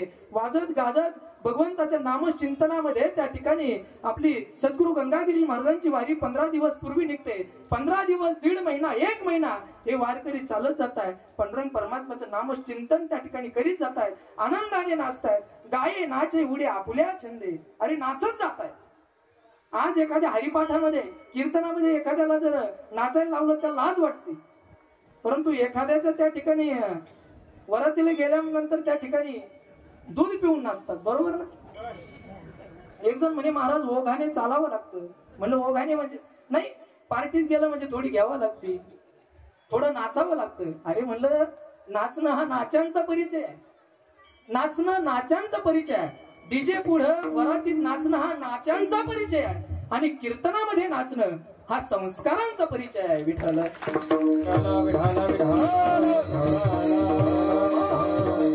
या ठिकाणी नाचण्याकरता, टाळी वाजवण्याकरता, या धर्म मंडपामध्ये बसण्याकरता स्वतःच पूर्वजन्मीचं काहीतरी पुण्य लागतं. त्यालाच या ठिकाणी नाचण्याचं, नामचिंतन करण्याचं सद्भाग्य प्राप्त होतं. आणि म्हणून तो आनंद जरी आपल्याला त्या ठिकाणी वारीचा घेता नाही आला, ज्यांनी घेतला ते फार भाग्यवान आहेत. परंतु आज आपल्याला या ठिकाणी तो आनंद घ्यायचा आहे. म्हणून सर्वांनी एकदा प्रेमाने वरती हात करून त्या भगवान पांडुरंग परमात्म्याचं भजन करा. सर्वांनी करा. थांबा, अजून टाळी वाजवायला सांगितली. करा, वर हात करा. माऊली घ्यायच्या बोटात दांगड्या करून केले का सगळ्यांनी? जो करणार नाही त्याला शेजारच्याची शपथ आहे, बरं का? केले का सगळ्यांनी? पाठीमागं तिकडं राहू द्या. मग विठोबा रखुमा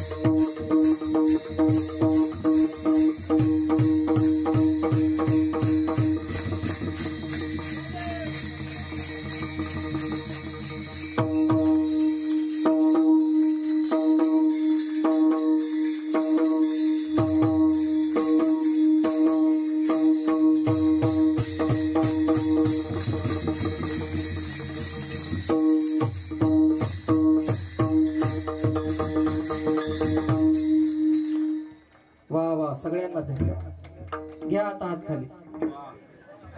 घेतले का? सर्वांना खूप खूप धन्यवाद. सर्वांनी त्या ठिकाणी गोड नामचिंतन भगवान परमात्म्याचं केलेलं आहे. आणि म्हणून महाराजांना विचारू आपण, महाराज तुम्ही त्या ठिकाणी पहिली चंदनाची उपमा दिलेली आहे, मग ते चंदनाची उपमा बदलून तुम्ही परिसाची उपमा दिली.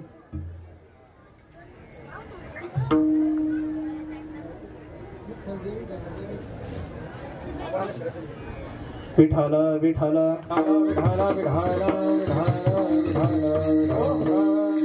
तुम्ही परिसाची उपमा दिली, परिसाची उपमा सुद्धा तुम्ही बदलली. मग तुम्ही दिव्याची उपमा दिली, दिव्याजवळ सुद्धा तुम्हाला त्या ठिकाणी अवगुण सापडले. मग तुम्ही इतक्यात वरती का थांबले नाही? तर महाराज म्हणताय की मला दिव्याजवळ काही अवगुण सापडले म्हणून मी साधूला त्या ठिकाणी चौथी उपमा दिली ती म्हणजे साखरेची. आणि साखरेच्या उपमेवरती महाराज थांबतायत. त्याचं कारण सर्वांगी साखर अवघी गोड. साखर सर्वांगाने गोड आहे. विठ्ठल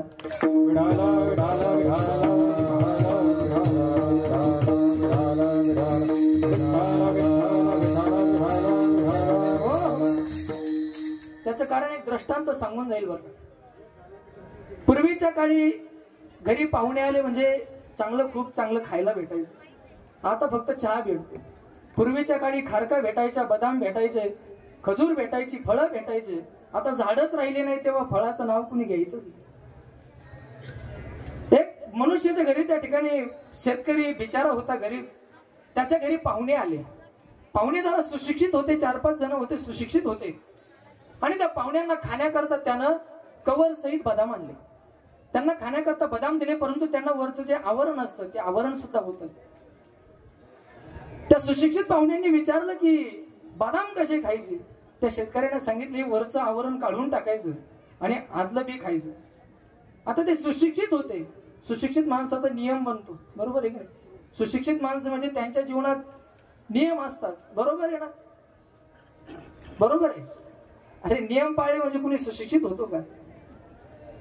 मराठा विद्या प्रसारक, मराठा समाज विद्यापीठाचे ते माजी विद्यार्थी प्रिय कुलगुरू आहे प्राध्यापक शिवाजीराव भोसले. त्यांचं एक वाक्य आहे, एखाद्याजवळ डिग्री आली, एखाद्याच्या जीवनात नियम आले किंवा डिग्री सर्टिफिकेट आलं म्हणजे त्या माणसाला जास्त अक्कल येते असं अजिबात नाही. अरे ज्याला मातृदेवोभव कळतंय, पितृदेवोभव कळतंय, आचार्य देवोभव कळतंय तो खरा सुशिक्षित आहे. म्हणून त्या सुशिक्षित लोकांनी नियम बनवला, पदार्थ कोणताही असो वरचं काढून टाकायचं आणि मधलं खायचं. आता बदाम संपले. बदाम संपल्यानंतर त्या शेतकरी बुवानं त्यांना खारका आणून दिले. आता काय खायचं आणि काय काढायचं?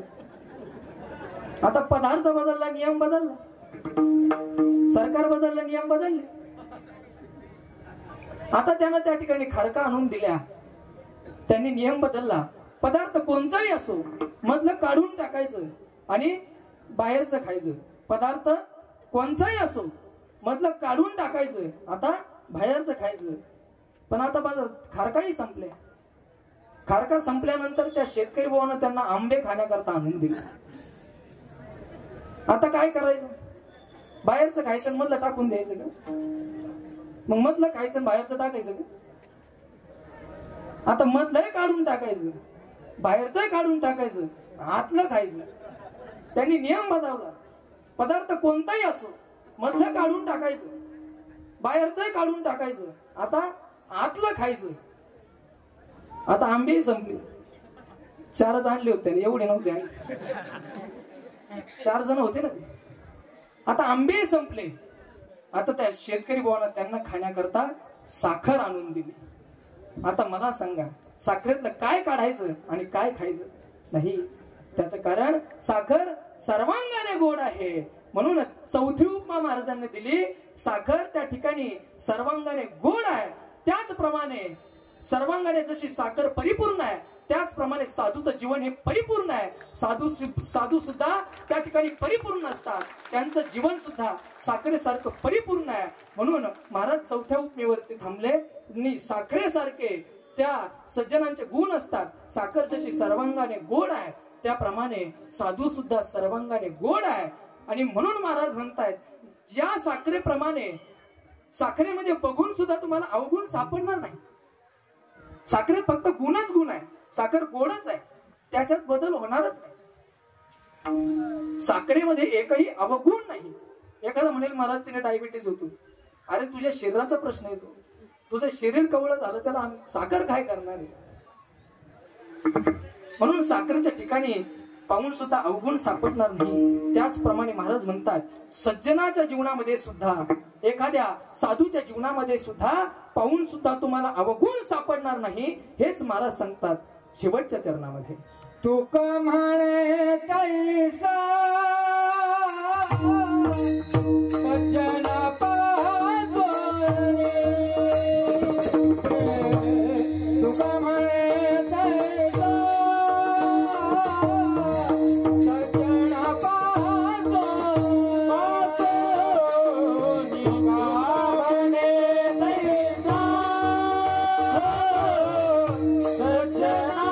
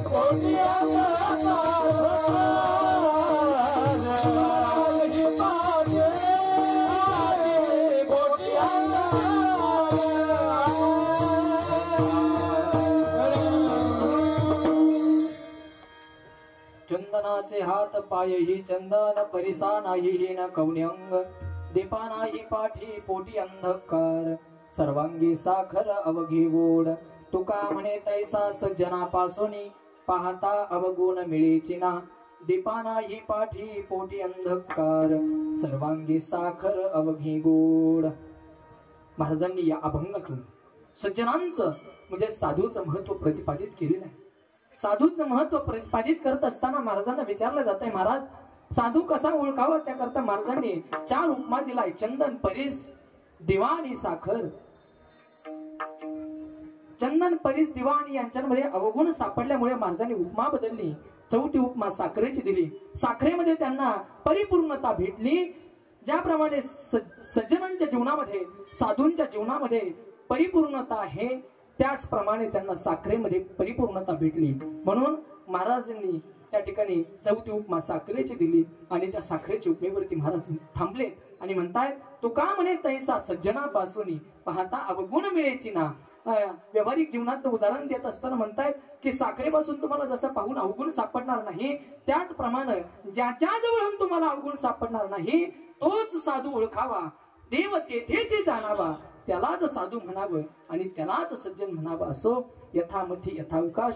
ज्याप्रमाणे भगवान परमात्म्याने सद्गुरु गंगागिरीजी महाराज स्वानंद सुखमनासी ब्रह्मणी सद्गुरु श्री नारायणगिरीजी महाराज प्रातस्मरणीय गुरुवर्य स्वामी रामगिरीजी महाराज माझे गुरुवर्य परमश्रद्धेय परम आदरणीय स्वामी नवनाथजी महाराज मस्के यांनी ज्याप्रमाणे बुद्धी दिली त्याप्रमाणे अभंगावरती बोलण्याचा प्रयत्न केला. जे काही चुकलं असेल ते माझ्या बुद्धीचे दोष समजून मला परत द्या आणि जे काही बरोबर असेल तो साधू संतांचा कृपा प्रसाद आहे. या ठिकाणी ज्ञानेश्वर माऊली होईल. ज्ञानेश्वर माऊली झाल्यानंतर जय विठ्ठल करून घ्यायचं. जय विठ्ठल होईल. नंतर आबांना श्रद्धांजली वाहण्याकरता ज्यांना कोणाला इच्छा असेल त्यांनी आबांना श्रद्धांजली वाहावी आणि मग त्यानंतर पसायदान होऊन कार्यक्रमाची सांगता होईल. म्हणून आणि या ठिकाणी सर्वांची भोजनाची फराळाची व्यवस्था या ठिकाणी केलेली आहे. म्हणून सर्व पंचक्रोशीतील भाविकांनी या ठिकाणी फराळाचा प्रसादाचा आस्वाद घेऊन जायचा आहे. या ठिकाणी मला ज्यांनी गायनाची साथ केली म्हणजे माझा तेवढा अधिकार नाही की ज्यांनी माझ्या कीर्तनात टाळ घेऊन उभं राहावं. माझ्या कीर्तनात गावं किंवा या टाळकऱ्यांनी टाळ वाजवावे एवढा माझा अधिकार नाही, परंतु ज्यांनी मला गायनाची साथ केली, आदरणीय परमश्रद्धेय संगीत क्षेत्रातील एक महान विशाल व्यक्तिमत्व आदरणीय वाघबाबा आहेत, त्यांच्याकरता सर्वांनी टाळ्या वाजवा. नंतर एक संगीत क्षेत्रातील अभ्यासू आणि विद्वत प्रचुर असणारं व्यक्तिमत्व आमचे शिवदास बाबा दाभाडे असतील, त्यांच्याकरता सर्वांनी टाळ्या वाजवा. आमचे जीवश्य कंठस्थ मित्र काकडवाडीचं भूषण आदरणीय हरिभक्तपरायण माऊली महाराज झुरळे असतील आणि त्यांना ज्यांनी साथ केली ते आपल्या गावचं भूषण, धनगरवाडीचं भूषण आदित्य महाराज आगमने असतील, या दोघांकरता सर्वांनी टाळ्या वाजवा. नंतर आमचे हरिभक्तपरायण विजू महाराज असतील, त्यांच्यासाठी सर्वांनी टाळ्या वाजवा. मृदंगावरती साथ करतायत चांदेगाववरून आलेले आमचे जीवश्य कंठस्थ मित्र प्रसादजी महाराज, खूप गोड मृदंगाची साथ करतायत. हार्मोनियमवरती साथ करतायत आदरणीय हरिभक्तपरायण कुरे वस्तीवरील श्री अरुणजी कुरे सर, त्यांनाही खूप खूप धन्यवाद देतो.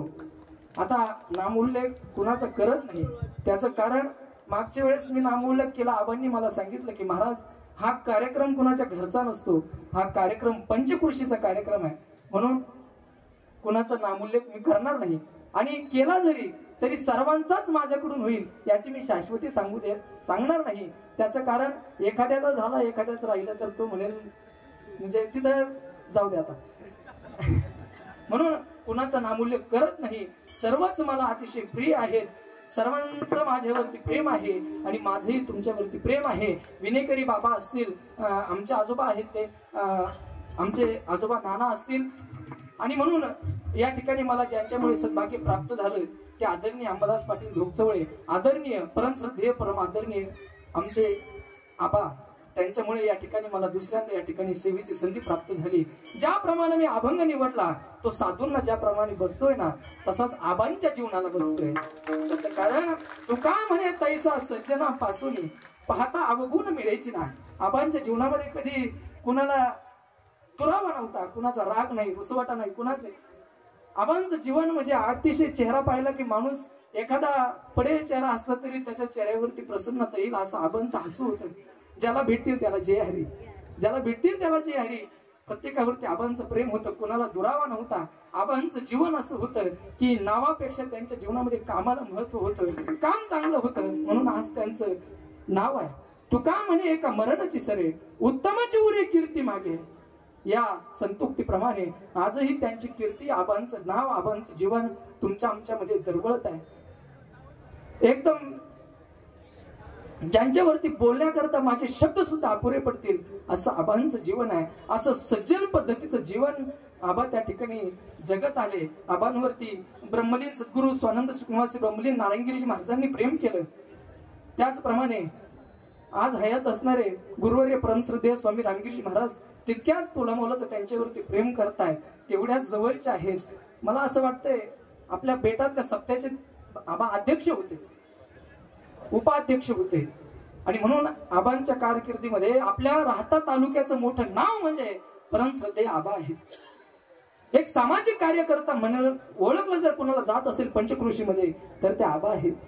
कोणालाच त्या ठिकाणी दुरावा नाही. अतिशय मी अभंग त्या ठिकाणी साधूचं स्थान आहे, भगवंताचं स्थान आहे, म्हणून साधूच्या जीवनावरती अभंग निवडावं म्हणून अभंग निवडला.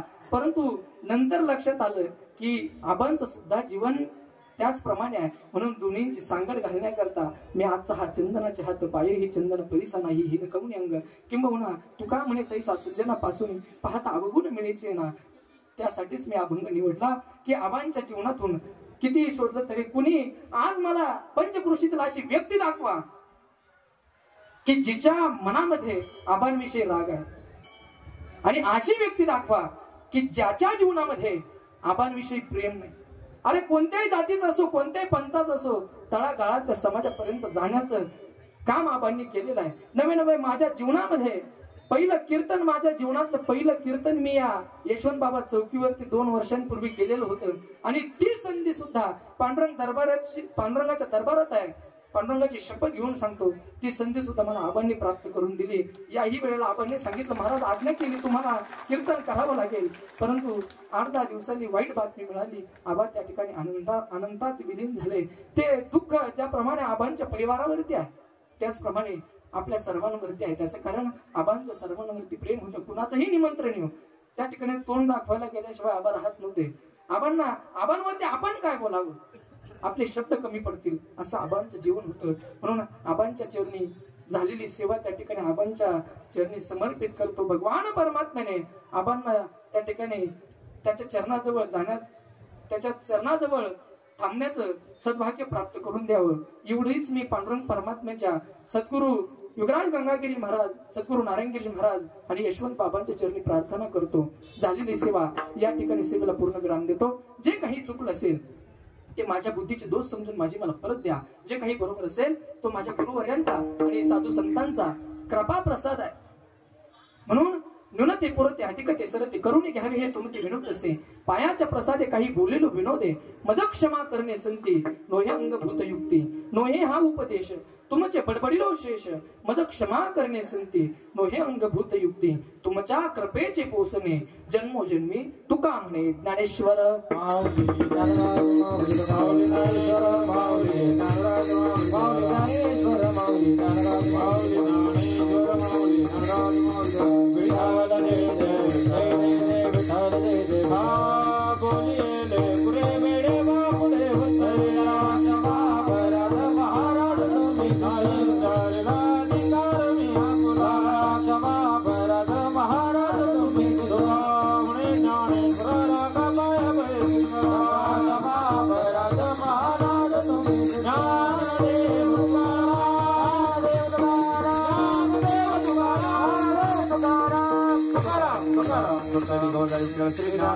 या ठिकाणी टाळकरी खाली बसतील. आबांना त्या ठिकाणी श्रद्धांजली होईल आणि मग कार्यक्रमाची सांगता होईल आणि कार्यक्रमाची